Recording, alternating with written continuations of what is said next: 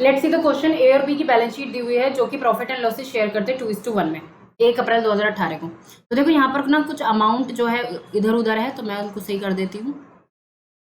ठीक है, रिजर्व है अपने 1.5 लाख के और क्रेडिटर्स अपने 2 लाख के। ठीक है, इसमें land and building 2,90,000, furniture 80,000, stock 2,40,000, debtors अपने 1,50,000, बैंक अपना 60,000 और कैश हमें दिया हुआ है 30,000।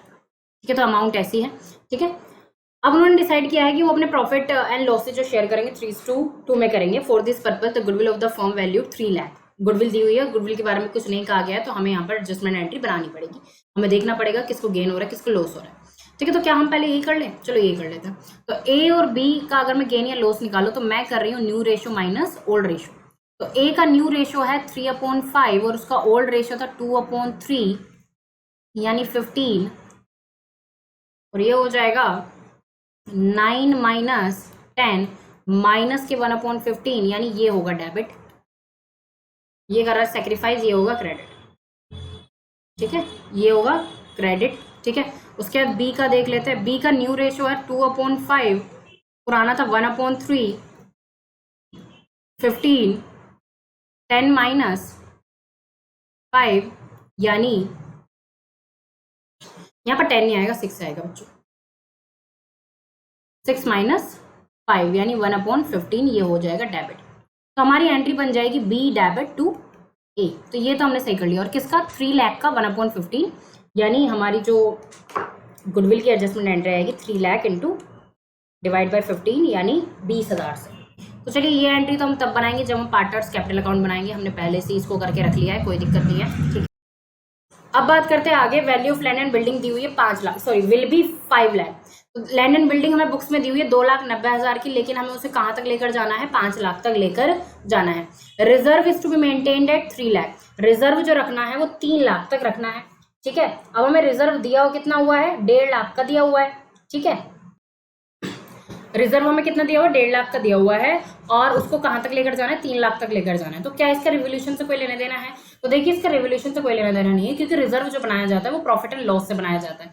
मतलब प्रॉफिट एंड लॉस से उठा के रिजर्व में डालना है, तो रिवोल्यूशन का तो कुछ हुआ ही नहीं ना। ठीक है, टोटल कैपिटल ऑफ फर्म की होनी चाहिए 6 लाख, और अगर कमी होती है या फिर किसी को ज़्यादा कैपिटल उसकी हो जाती है तो कैश में एडजस्ट हमें करनी पड़ेगी।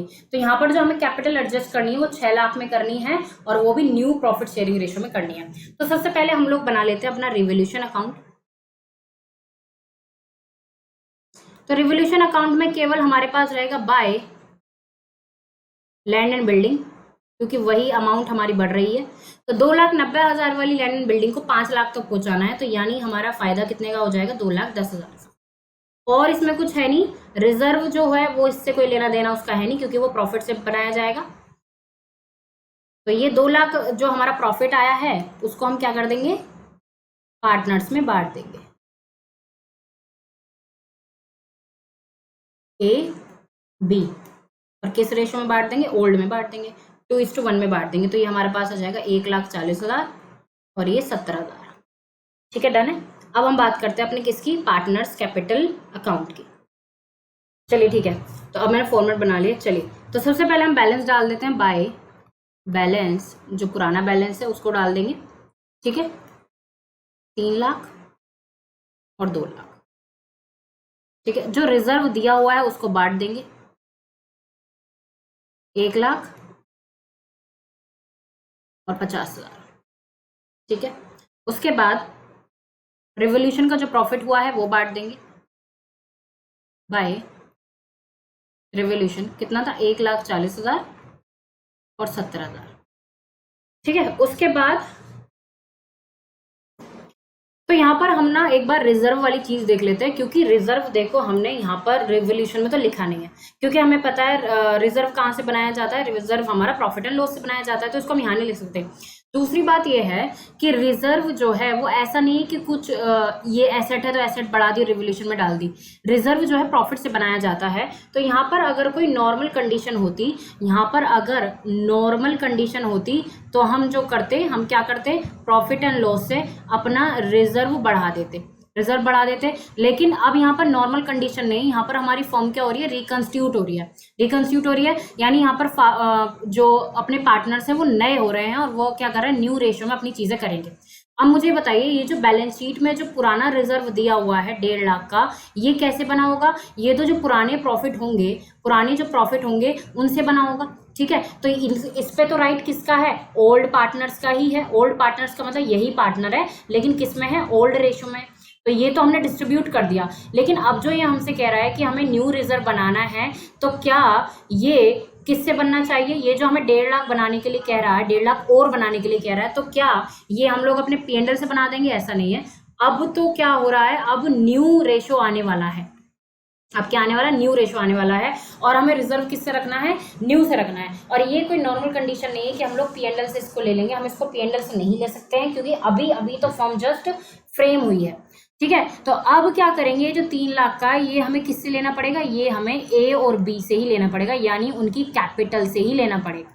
ठीक है, क्योंकि नहीं है यानी उनको पुराना वाला दे देंगे और उनकी कैपिटल से नया रिजर्व बनाएंगे। क्योंकि रिकंस्टिट्यूशन के टाइम पर अगर कोई रिजर्व बनाने के लिए कहता है, ये कंडीशन बहुत रेयरली आती है, अगर रिकंस्टिट्यूशन के टाइम पर रिजर्व बनाने के लिए कहता है तो वो P&L से नहीं बनेगा, क्योंकि तब तो P&L है भी नहीं ना, है ना। अभी तो बिजनेस स्टार्ट हुआ, अभी तो न्यू रेशो अप्लाई हुआ, अभी तो न्यू एग्रीमेंट बना है, तो वहाँ तो प्रॉफिट वैसे भी नहीं होंगे, प्रॉफिट एंड लॉस।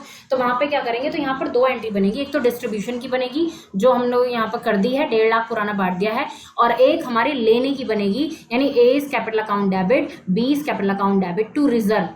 और कितने का बनाना है, 3 लाख का बनाना है। और क्या ये अब किस रेशो में बनेगा, ये न्यू रेशो में बनेगा, यानी ये बनेगा अपना 3:2 में। तो 3 लाख को जब 3:2 में डिवाइड करेंगे तो हमें मिलता है 1,80,000 और 1,20,000। तो ये भी हमारा किस में आएगा, ये हमारा डेबिट साइड में आ जाएगा। तो ये बात हमेशा ध्यान रखनी है। वैसे ये बहुत ही रेयर आता है, लेकिन कभी कभी आ जाता है, तो रिजर्व के नाम से हम यहाँ पर डाल देंगे कितना, 1,80,000, 1,20,000। ठीक है, तो अब ये बात आपको समझ आ गई होगी।